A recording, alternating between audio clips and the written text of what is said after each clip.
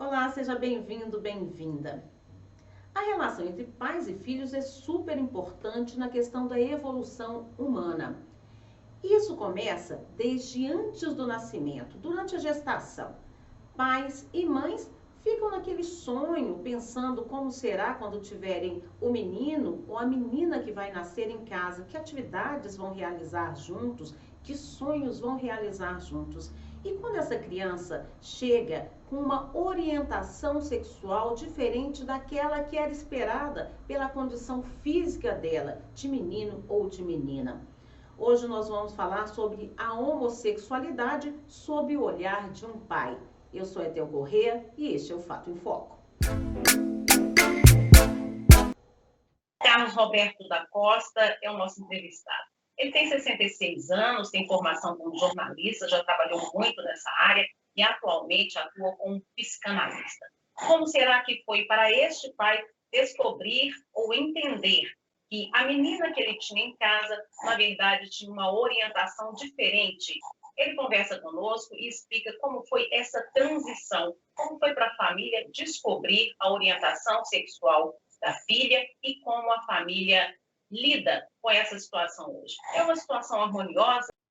Carlos, seja bem-vindo. Conta pra gente dessa experiência de vocês. Desde pequena, ela manifestava um comportamento um pouco diferente das demais, de outras meninas, né? Me refiro especificamente no período do ensino fundamental. Em torno dos 5, 6 anos de idade, a gente observava algumas mudanças. Mas, para nós, essas mudanças não tinham muito peso, não nos criavam um certo tormento, porque nós imaginamos que toda pessoa passa por um processo de mudança ao longo do tempo, no período da infância, na pré-adolescência e na adolescência, a pessoa vai mudando o comportamento, o modo de agir, pensar e tudo mais. Então, nós, no primeiro momento, acompanhávamos o seu processo de crescimento e desenvolvimento. Na pré-adolescência, vamos dizer assim, que nós observamos um pouco mais. Então, nós começamos a conversar com ela, ela podia se expor, o que estava sentindo, as suas manifestações diferentes. Ela foi falando, se identificando para nós, né? E o que nós mais tínhamos preocupação naquele período nem era tanto de aceitação à sua sexualidade, à sua identidade de sexo, de gênero. Era o transtorno que a pessoa poderia enfrentar e enfrenta hoje na sociedade, né? Porque com relação à discriminação, o preconceito, a violência, essa era a nossa preocupação inicial. A expressão da sexualidade, para mim, particularmente, não foi um problema, porque eu penso que a sexualidade e o desejo sexual é próprio do indivíduo, é íntimo da pessoa. E isso não tem uma cartilha e não tem nenhuma prescrição que vai dizer se o indivíduo deseja o sexo idêntico ou o outro sexo. Agora, o comportamento, a maneira de agir, os valores que essa pessoa vai levar para a sua vida, essa era a nossa preocupação. Eu me refiro aos valores morais, aos valores éticos, né? O código de conduta na sociedade, entre outros. E a grande preocupação mesmo, e até hoje, está muito relacionada à questão da violência física também, porque o que nós observamos no Brasil, o índice de violência contra pessoas do grupo LGBT é enorme. Infelizmente, nós estamos vivendo um momento muito específico relacionado a isso, no que diz respeito ao discurso da esfera governamental, esse sentimento de ódio que é direcionado a essas pessoas, né? Então, e isso cria na sociedade uma autorização para tratar de maneira violenta aquela pessoa que se manifesta de uma maneira diferente no seu desejo sexual, na sua maneira de vestir, na sua maneira de comportar. Então, a preocupação nossa, basicamente, é essa. Agora, Carlos, é interessante você trazer essa fala sua, porque nós vivemos uma sociedade bastante patriarcalista e machista, né? Você sempre pensou assim ou você foi amadurecendo essa ideia? Olha, eu acredito, como nós não nascemos prontos, na medida que o tempo foi passando, eu fui acompanhando e como conversei um tempo atrás com você, por escrito, eu fui refletindo um pouco mais sobre a questão. E naquele período de reflexão, há mais de 10 anos, eu me lembro de uma passagem bíblica muito interessante, que eu gosto muito. Não estou falando de religião, estou falando de uma passagem bíblica que foi dito, né, para o nosso mestre maior. Não estou falando de catolicismo, nenhuma religião. Que todos tenham vida, e tenham vida em abundância. Eu interpretei isso, vida em abundância, não significa uma mesa repleta de alimentos, mas vida de abundância, de calor humano, de afeto. Vida em abundância, você ter uma vida emocional, psicológica boa, você ser uma pessoa equilibrada emocionalmente, você saber lidar com seus desejos, você se sentir feliz no corpo que você tem, você se sentir abundante com a família que você tem, com os pais que você tem, com os seus amigos. Então, isso me ajudou muito naquele período. Do ponto de vista existencial, o homem nasceu para ser feliz, né? Nós nascemos para ser felizes. Então, eu pensei muito, analisei muito nesse campo, falei, não, se eu tenho que ter vida em abundância, o sexo é íntimo, é da pessoa. Então, isso não vai ser o fator determinante que vai criar uma barreira entre nós dois, o pai e filho, e nós falamos, não. Isso é do indivíduo, é da pessoa. Ninguém é dono de ninguém. Pai e mãe não é dono do filho. Eu sempre atribuo um valor, um pensamento. Nós somos companheiros de viagem. Nós estamos monitorando, acompanhando aquele ser que vai crescendo, vai ganhando autonomia, vai se identificando social, economicamente, e também vai se identificando na sua qualidade, na sua identificação de gênero e seus desejos. Então, a gente tem que fazer essa viagem junto, acompanhando. Mas você chegou a ter alguma dificuldade? Foi sua menina que falou para você, ou você que chegou e falou, vamos conversar aqui? Não, a conversa veio dela, veio dele. Hoje em dia nós falamos ele, né?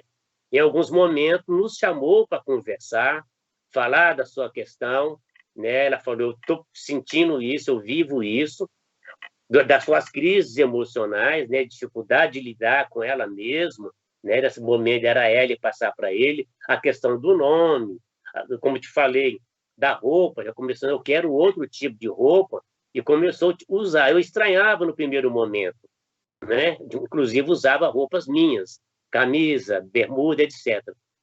Mas ela sempre nos chamava para conversar a respeito. E nós conversávamos, marcávamos reuniões, ia de conversar. Houve né, momentos difíceis, né? Passou por crises emocionais, a gente acompanhava, fez um atendimento com psicólogo para poder falar das suas questões, entendeu? Mas, normalmente, traziam para nós as demandas.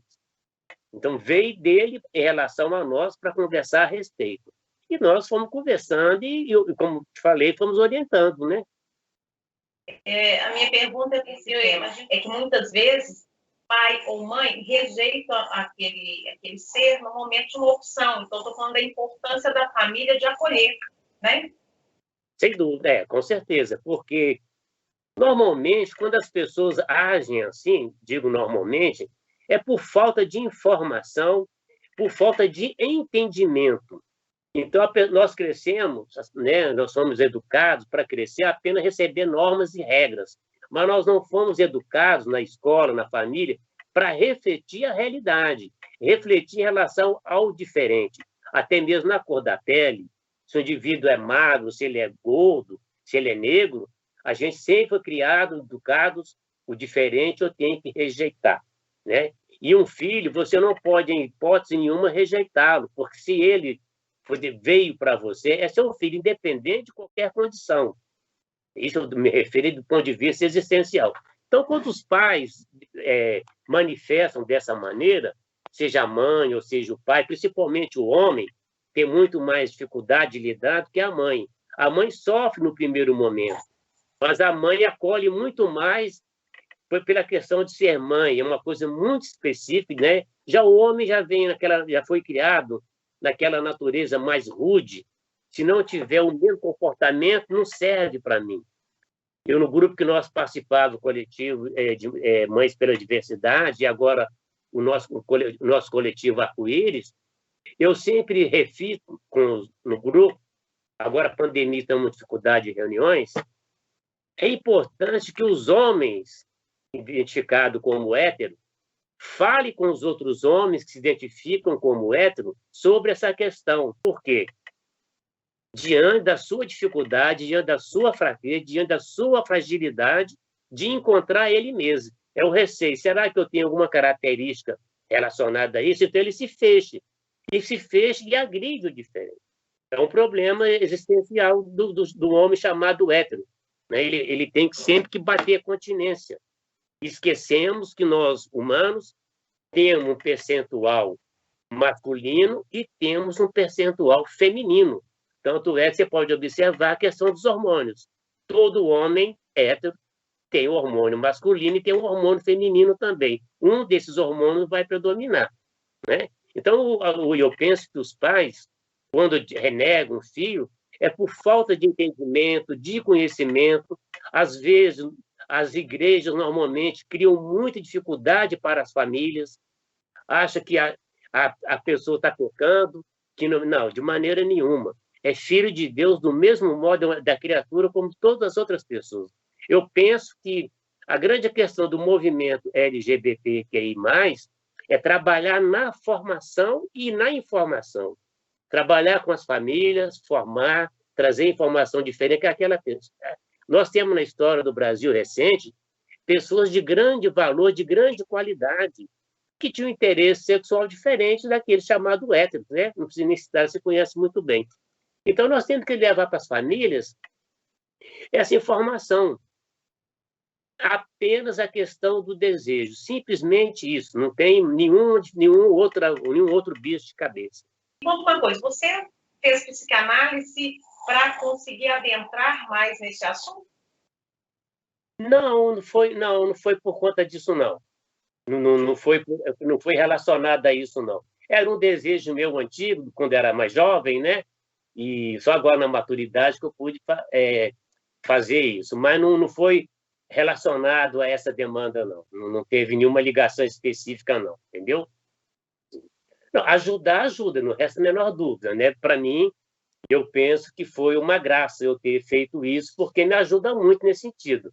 Mas, como eu vou repetir para você, a minha inserção nesse assunto não foi por conta da demanda do meu filho, não. Era um desejo próprio meu mesmo, de muito tempo, né? De identificação. Agora, que ajuda na reflexão, que ajuda no entendimento, sem sombra de dúvida. Uma das preocupações que a gente tem, que você colocou bem aqui, é que há um índice muito alto de violência contra a comunidade LGBTQI+, e há uma informação, inclusive, de evasão escolar, inclusive, de mulheres trans, né, e de homens trans, por causa dessa situação do bullying, do preconceito. Você acha que é preciso avançar mais nessa questão dos direitos civis, do respeito à diversidade do país? Sem sombra de dúvida, né? Precisamos avançar muito mesmo, inclusive de ocupar os espaços, né, públicos, porque eu me refiro no espaço público como na esfera política. Nós precisamos ter mais na Câmara, Prefeitura, até governo, até por que não do governo federal, podemos dizer assim, é até um sonho, vamos dizer, que essas pessoas do grupo LGBT possam também ocupar esses espaços, para ter mais legitimidade e lutar para a sua causa especificamente. Não determinar apenas essa causa, mas a sua representação simbólica vai trazer para a sociedade uma repercussão muito grande.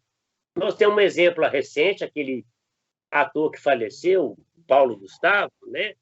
A ação do Paulo Gustavo, não só como comediante, mas de tabela, o comportamento dele com a mãe, com a família, a aceitação da mãe, aquilo tem praticamente certeza que influenciou e vai influenciar muitas famílias.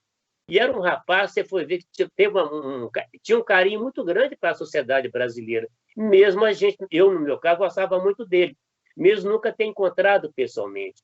Mas o legado que ele vai nos deixar é esse. Eu sou uma pessoa do bem também, então não preciso ter medo de mim, né? Vamos dizer dessas palavras mais simples, né?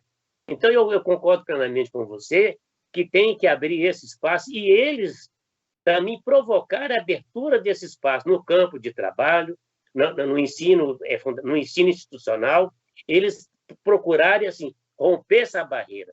Por isso que eu digo falei um pouco antes para você, que a formação e a informação, elas ajudam muito o indivíduo na sociedade. Essa formação não só como os filhos, as filhas, mas a própria família, os pais também precisam dessa formação. E principalmente os nossos governantes, né? O seu filho, ele passou por situações essas que você comentou, de preconceito, de algum tipo de violência que vocês, pai, mãe, tiveram que amparar? Olha, eu me lembro, foi fora de Belo Horizonte, quando nós morávamos fora de Belo Horizonte, no ensino fundamental, em reunião de escola, né, pais e professores. Na ocasião, uma das orientadoras da escola falou, inclusive, essa menina usou esse termo, essa menina, o comportamento parece a Maria Homem. Falou desse jeito. Nós estávamos, inclusive, nesse dia eu não fui, a mãe que estava presente na reunião. Parece a Maria Homem, não sei o quê. Quer dizer, é uma agressão verbal, né? E eu me lembro também, uma época, brincando com a bicicleta que criança carregando, um garoto tomou dela a bicicleta, sentiu assim, com direito de tomar a bicicleta. Nós conseguimos recuperar de novo, né? Então, esse tipo de violência, de ataque verbal, isso aconteceu na escola e fora também, né? Palavras assim, ofendendo a pessoa. Hoje em dia não tem relação, ele não tem falado muito para nós sobre isso, mas há um tempo atrás isso era muito presente, entendeu? Graças a Deus não tivemos uma coisa assim, uma agressão física violenta, né? Mas esse tipo de agressão verbalmente, né, de rejeitar, de ressaçar, isso aconteceu. Inclusive, vamos dizer assim, na grande família, os familiares têm muita dificuldade de entender esse processo, né, de aceitação. E a sociedade, de um modo geral. Agora, hoje em dia, no nosso núcleo, a coisa está bem melhor, entendeu? Mas tivemos, sim, com certeza. Carlos, qual que é a mensagem que você deixa para aqueles pais que têm dificuldade ainda de aceitar o seu filho ou a sua filha que tem uma orientação diferente? Então, a mensagem que eu gostaria de deixar para os pais, né, que não há necessidade de ter vergonha do filho ou da filha, que não há necessidade de rejeitá-los, que não há necessidade de botá-los para fora de casa, como é muito comum acontecer. É entender que essa pessoa é uma pessoa como qualquer outra. A única diferença é o desejo, a sua identificação. Todos nós temos uma identidade pessoal. Então, nós temos que entender que o filho nasceu naquela família é porque merecia aquela família. E é responsabilidade dos pais cuidar daquela criança, independente do que ela seja. Então, a mensagem que eu gostaria de deixar, especificamente, é para os homens, chamado héteros, os pais, né, como eu, que não precisa ter vergonha de sair com seu filho, sua filha, que veste diferente, que tem um tom de voz diferente, que manifesta diferente, que tem namorado ou namorada diferente. Não há necessidade de maneira nenhuma. A questão nós temos que entender que a nossa existência ela não está determinada especificamente pelo nosso desejo sexual. Não é o sexo que determina a nossa vida. Nós já nascemos com sexo, nascemos com desejo e vamos até os últimos dias da nossa vida ter esse desejo. Isso é natural. O que determina a nossa existência, como eu falei anteriormente, que tenhamos vida e que tenhamos vida em abundância, de calor humano, de afeto, de compreensão, de aceitação, de apoio, e dar para esses meninos, nossos filhos, valores para que sejam pessoas de bem. Então, não há a minha mensagem final, que os pais não precisam ter vergonha. É bobagem. Entendeu? De maneira nenhuma. Então, os meninos e meninas que eu conheço, do grupo LGBT que a gente participa, são meninos e meninas muito bons, muito criativos, trabalhadores, os que eu conheço, que nós convivemos, são pessoas muito boas, educadas, tratam a gente super bem, você entendeu? De maneira, eu não vejo diferença. A diferença é no vestuário, é no cabelo, mas isso é próprio de cada um, né? Isso aí é do indivíduo, é da sua identidade como cidadão e sua identidade de gênero. Isso é íntimo, é pessoal. Então, Seu menino hoje, ele é formado, está estudando? Ele formou, fez teatro, né, lá no Cefar, aqui em Belo Horizonte, e agora está fazendo um curso de farmácia aqui na UNO.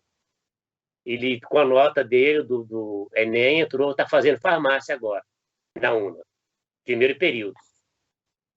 Muito obrigada, então, viu, Carlos, pelo seu depoimento, pela sua participação, e que a gente possa ter uma sociedade menos preconceituosa aí no futuro próximo, não é isso?